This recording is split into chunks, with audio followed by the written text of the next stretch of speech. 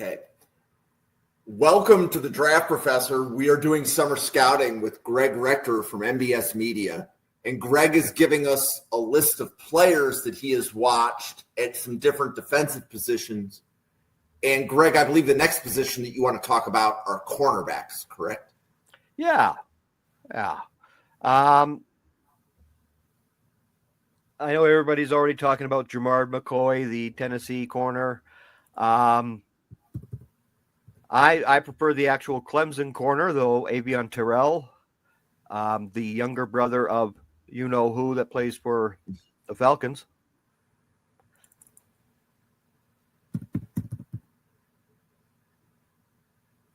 So we have those. I think those two will be vying for the top corner spot coming out of summer at least. Yeah, coming out of the summertime at least. Those would be the top two guys.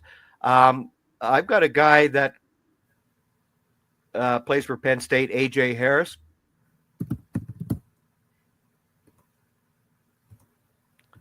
Then there's DJ McKinney from Colorado.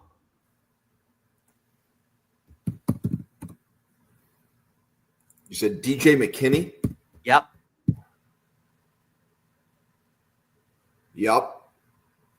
And D'Angelo Pons, Indiana. Good call out. That's an undersized corner, if I remember some of the chatter correct. Yep, he's an undersized corner. Any other corners that you've watched that you'd like to mention? I certainly have. I have Cam Miller out of Rutgers.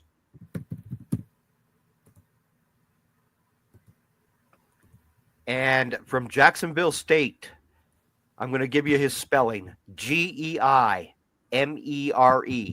is his first name. And his last name is Latimer, Latimer. Nice. And what school do you have him at? Jacksonville State. Okay.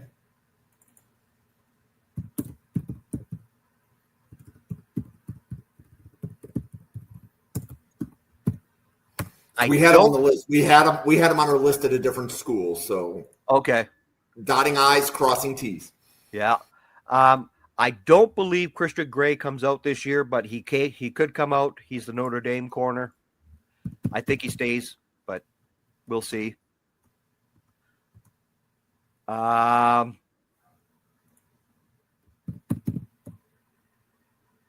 This year we had nobody drafted from the Baylor University. Did you know that? Baylor did not have a single player drafted. I did not know that, but I have a feeling that's going to change because they have a wide receiver that everybody is saying is the bomb. But what corners do you have from Baylor? I have Caden Jenkins, so Caden Jenkins. Nice.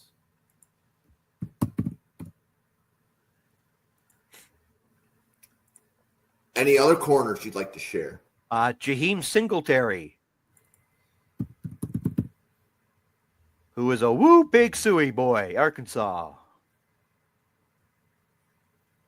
Nice. Can you tell that I've watched my former state quite a bit? Yeah, and I'm noticing, and this is the way summer scouting goes, right? It sounds like you have a few Arkansas guys and a few Notre Dame guys, and I know you love Notre Dame, so this makes a lot of sense.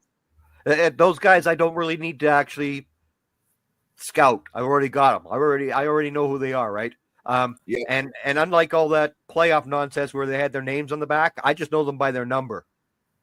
Because we don't put names on our backs except for that stupid playoff thing. That's ridiculous. Next year, you guys all need to learn who the Notre Dame players are by number. No names on the back. Ipasinian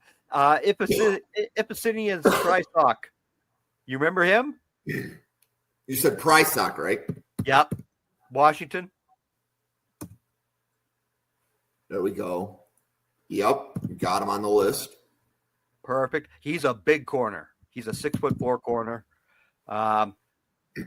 Let's see. Who else do I have? I have another Utah corner, Donovan Saunders.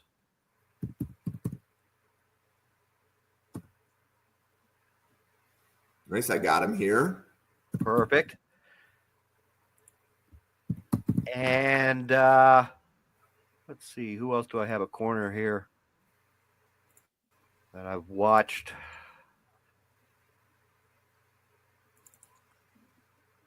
DJ Graham from Kansas.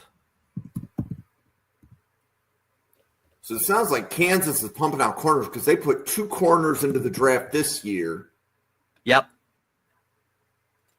Mello Dotson and well, and technically, I guess did Kobe Bryant go undrafted? Technically, yeah.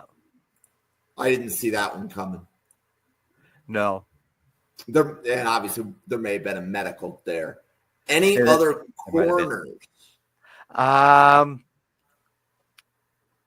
No, actually, that's going to be everybody I've watched. Okay. So if you are watching this right now and you have more corners that you like a draft professor to watch and give you some feedback on, or you've watched different corners and you have some guys you like, drop them in to the chat of the podcast or, drop them into the comments there on Twitter. We are moving towards having, at this point, I think the Draft Professor player board is 315 people big. That's 315 players that at least one Draft Professor has watched and liked and said, we think others should watch them too. Yeah.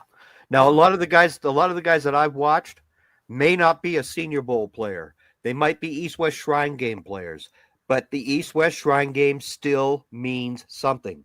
It is, and to me, it's the one that hits closer to home for me because it's the Shriners hospitals that get the benefit of it, right?